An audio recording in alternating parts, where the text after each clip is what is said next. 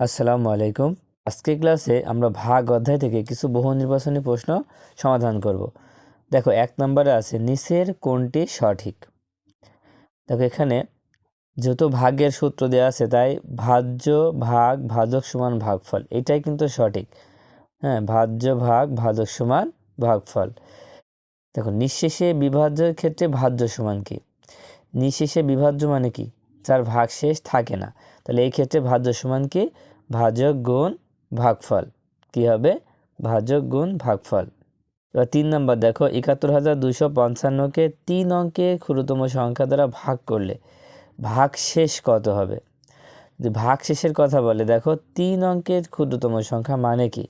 3 অঙ্কের ক্ষুদ্রতম সংখ্যা মানে একের পরে 2টা শূন্য নিতে হবে, তার মানে 100 হবে। 3 অঙ্কের ক্ষুদ্রতম সংখ্যা হচ্ছে 100। 100 দিয়ে যদি আমরা এই সংখ্যাটাকে ভাগ করি তাহলে ভাগশেষ কত হয়? দেখো, 100, 10, 1000, দেখো এই সংখ্যাগুলো দিয়ে ভাগ করলে যদি ভাগশেষ বলি তাহলে দেখবা এখানে শূন্য কয়টা? 2টা। তার মানে লাস্টে 2টা সংখ্যা ভাগশেষ হবে। 2টা শূন্য থাকার কারণে লাস্টে 2টা সংখ্যা ভাগশেষ হবে, তাই কি হবে? 55। 4 নম্বরে দেখো, 5391 ভাগ 100, এখানে ভাগশেষ কত হবে? দেখো, এখানেও কিন্তু ভাগশেষের কথা বলেছে, তাই 100 শূন্য আছে 2টা, তার মানে এই লাস্টে 2টা ভাগশেষ হবে। তা ভাগশেষ হচ্ছে 91। 6টি পেন্সিলের দাম 48 টাকা হলে একটি পেন্সিলের দাম কত? দেখো, 6টির দাম যদি 48 হয় তাহলে একটির দাম হবে 6 দিয়ে 48কে ভাগ করো। দেখো, 6 ঘরে নাম তো আমরা 48 পর্যন্ত যদি পড়ি তাহলে কত হবে? দেখো, 6 8 48, কত হবে? 8 হবে। যে সংখ্যাকে ভাগ করা হয় তাকে ভাজ্য বলে। তাকে কি বলে? ভাজ্য বলে। যে সংখ্যাকে ভাগ করা হয় তাকে ভাজ্য বলে, আর যে সংখ্যা দিয়ে ভাগ করা হয় তাকে ভাজক বলে।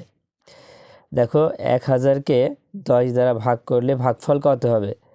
10 দিয়ে যদি ভাগ করো, দেখো এখানে একটা শূন্য বাদ দিয়ে দাও, তার মানে এখানে যা থাকছে তাই হচ্ছে ভাগফল।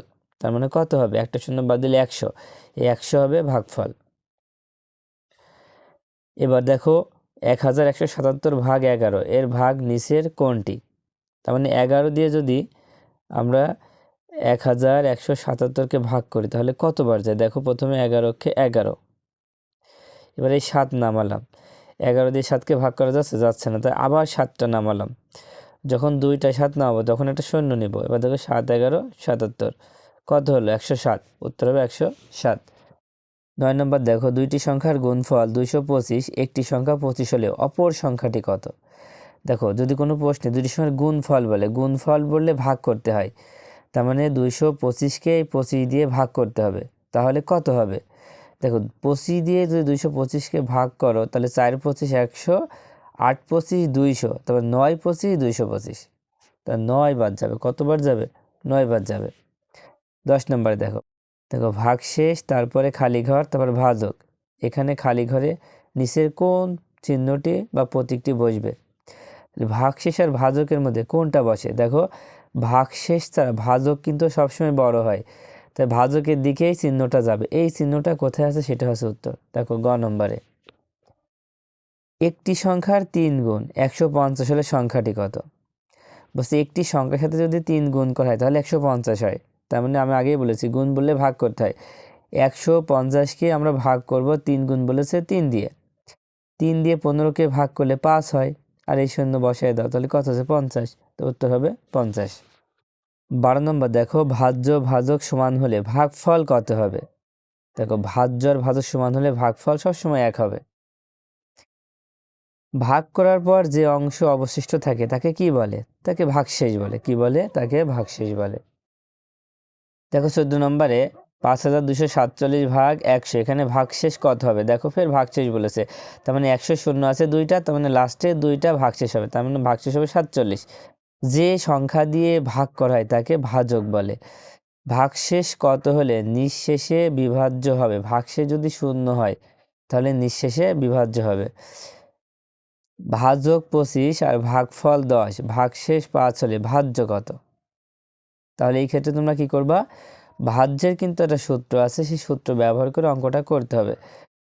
দেখো, 17 নম্বর টিকটা করতে হলে এখানে আমাদের এই সূত্রটা ব্যবহার করতে হবে। তাহলে ভাজক ছিল কত?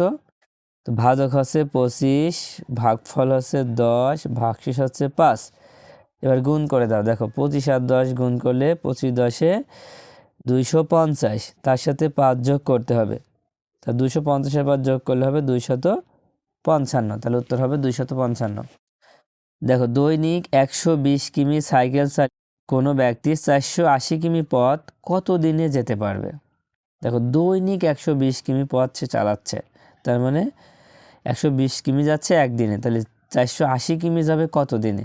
তো খুবই সহজ, প্রথমে কি করবা, ভাগ করতে হবে। এই শূন্য আর এই শূন্য বাদ দিয়ে দাও। এবার 12 দিয়ে 48-কে ভাগ করো। দেখো 4 × 12 48, 4 হবে উত্তর। 19 নম্বরে 334টি আম 15 জনের মধ্যে ভাগ করে দিলে কয়টি আম অবশিষ্ট থাকবে? তার মানে 15 দিয়ে 334-কে আগে ভাগ করতে হবে।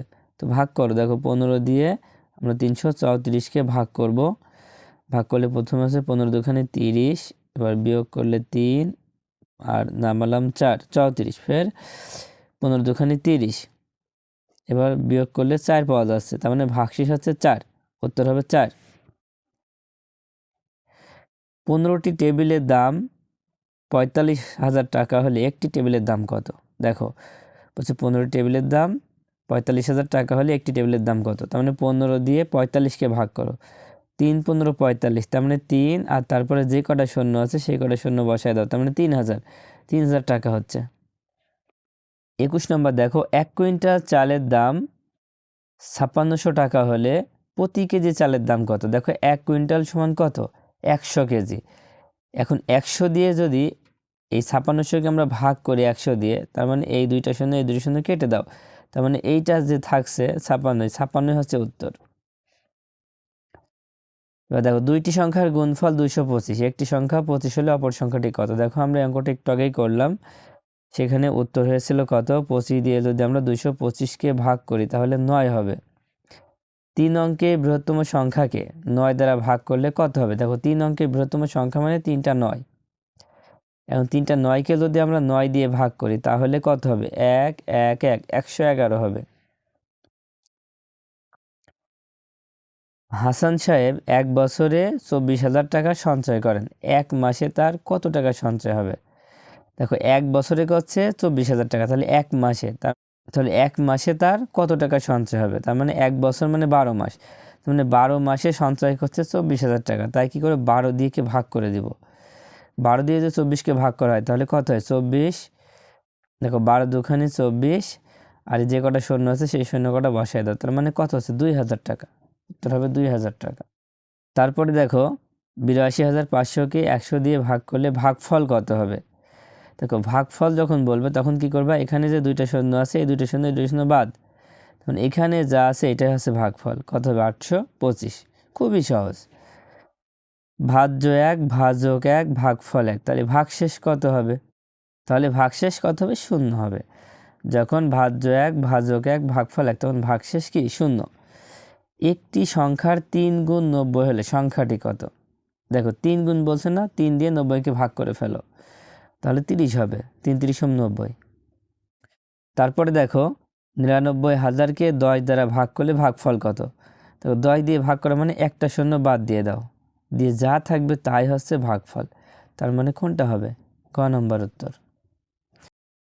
এখন দেখো 29 নম্বর যে ভাগটা করব, আমরা এই 2 শূন্য আর এই 2 শূন্য কেটে দিলাম, তার মানে যা থাকছে তাই হচ্ছে ভাগফল 935। 50-কে কত দিয়ে গুণ করলে গুণফল 250 হবে? 50-কে কত দিয়ে গুণ করলে, গুণ করার কথা বললে আমরা ভাগ করে ফেলবো। কিভাবে? দেখো ভাগ করার সহজ উপায় হচ্ছে একটা শূন্য কেটে দাও, এবার 5 দিয়ে 25-কে ভাগ করো, তাহলে 5 5 25, 5 হবে উত্তর। খুবই সহজ। এবার দেখো ভাজক 325 ভাগফল 72 ও ভাগশেষ 9 হলে ভাজ্য কত? দেখো আমরা একটু আগে একটা সূত্র ফেলে করলাম না, সেই সূত্রটা তোমরা ব্যবহার করো, দেখো হয়ে যাবে। হবে 23,409। 169-কে 13 দ্বারা ভাগ করলে ভাগশেষ কত হবে? তার মানে 13 দিয়ে যদি 169-কে ভাগ করা হয় তাহলে ভাগশেষ থাকেই না, এটা মিলে যায়। হ্যাঁ, 13 দিয়ে যদি ভাগ করা হয় তাহলে এটা কি মিলে যাবে, তাহলে তার মানে মিলে গেলে কি হবে? ভাগশেষ 0 হবে। ভাগশেষ ও ভাজকের মধ্যে সম্পর্ক কি? সম্পর্ক হচ্ছে ভাগশেষের ছাড়া ভাজক হচ্ছে বড়, তাহলে সম্পর্ক হচ্ছে দেখো খ নম্বরে যেটা সেটা, কারণ ভাগশেষের ছাড়া ভাজক হচ্ছে বড়। ঠিক আছে।